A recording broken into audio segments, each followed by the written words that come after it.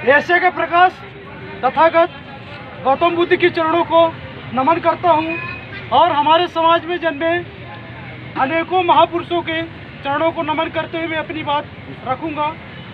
आज धरती की पावन धरती पे हमारे महामहिम भीम आर्मी के राष्ट्रीय उपाध्यक्ष माननीय दत्तो मेढी जी का बहुत बहुत धन्यवाद, जो यहाँ पर आए और हमारे आंदोलन को सफल करने के लिए आए।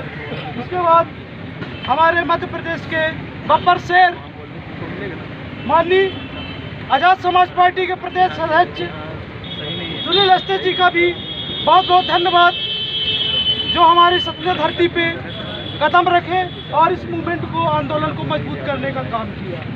साथियों, इस संभाग में, रीवा संभाग में जो गढ़ है, मनुवादियों का गढ़ है, इसका सिर्फ एक ही उत्तर है।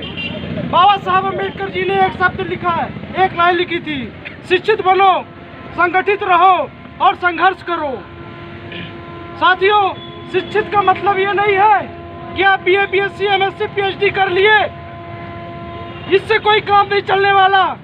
शिक्षित का मतलब यह है, शिक्षक का मतलब वो है कि आप महापुरुषों के बारे में कितना जानते हो, माता सावित्रीबाई फुले जी के संघर्ष को कितना जानते हो, महात्मा ज्योतिबा फुले जी के संघर्ष को कितना जानते हो, हमारे डॉक्टर बाबा साहब अम्बेडकर जी ने जो संघर्ष किया है उनके बारे में कितना जानते हो। इसको ही शिक्षक बोला जाता है, इसी को ही शिक्षित बोली जाती है। और संगठित रहने के लिए हमारे समाज में एक दूसरे की टांग खींचते हो, जो एक दूसरे की जो आगे बढ़ता है उसका टांग खींचने का काम करते हो। आप लोगों से ही निवेदन है कि टांग मत खींचो, उसको पीछे से सहारा दे दो, और आपका भाई जब आगे बढ़ेगा, इस मूवमेंट को आगे बढ़ाएगा, आपकी सारी समस्याएं ऑटोमेटिक खत्म हो जाएंगी। जब वो आगे बढ़ेगा तो ऑटोमेटिक संघर्ष होने लगेगा। सिर्फ 3 लाइन याद रखिए, हमारी समस्या का समाधान ऑटोमेटिक हो जाएगा। और हमारे जो बड़े भाई चंद्रशेखर आजाद जी ने भीम आर्मी के संस्थापक हैं, और हमारे जो इस देश में अम्बेडकरवादी विचारधारा, अम्बेडकराइट विचारधारा की जो ज्योति जलाई है, जो आग लगाई है, आप लोग इस आग को बुझने मत दे। एक न एक दिन हम इस यहाँ पर पूरे देश में राज करेंगे। जब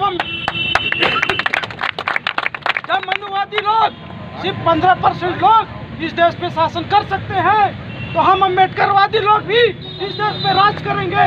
और हम सम्राट अशोक और बृहद्रथ मौर्य जी का वो जो सपना था, इस देश का हम शासक बनेंगे और राजा भी बन सकते हैं। और मैं आपको यही कहना चाहूँगा कि हमें संगठन को आगे बढ़ाना है, संगठन को, भीम आर्मी को आगे बढ़ाना है। साथ में एक जो राजनीतिक विकल्प बनाया गया है, वो राजनीतिक विकल्प है आजाद समाज पार्टी। हमको आजाद समाज पार्टी को भी आगे बढ़ाना है। और खबरदार हो जाए वो लोग जो दोहरी राजनीति करने के लिए यहाँ पर आएंगे। आपको रहना है, पूरी ईमानदारी से रहना पड़ेगा। आजाद समाज पार्टी को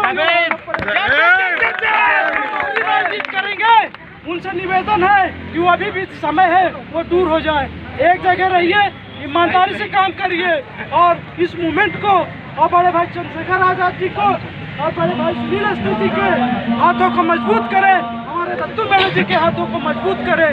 फिर हम इनकी जो तानाशाही है, ईंट से ईंट बजा देंगे। साथियों, ज़्यादा समय नहीं लूँगा, सिर्फ मैं मुद्दे की बात और रखूँगा। सतना जिले में OBC पिछड़े वर्ग से हमारे सांसद भी हैं गणेश सिंह जी, हमारे विधायक भी सतना के हैं, वो भी कुशवाहा समाज से हैं। और जो हमारे माता सावित्रीबाई फुले जी का अपमान हुए हैं, वो भी पिछड़ा वर्ग से है। इन लोगों को शर्म नहीं आती, हमारे सांसद और विधायकों को शर्म नहीं आती है। हमारे महापुरुषों का अपमान हो रहा है, इनको तो चुल्लू भर पानी में डूब मारना चाहिए। ये जो हमारे कुशवाहा जी के, मुझे तो शक हो रहा है कि क्या उन्होंने ऐसी परवरिश दी है। मुझे नहीं लगता कि उन्होंने ऐसी परवरिश दी होगी, जो आज इतना बड़ा अपमान होने के बाद भी अपनी राजनीतिक रोटी सेकने का काम कर रहे हैं।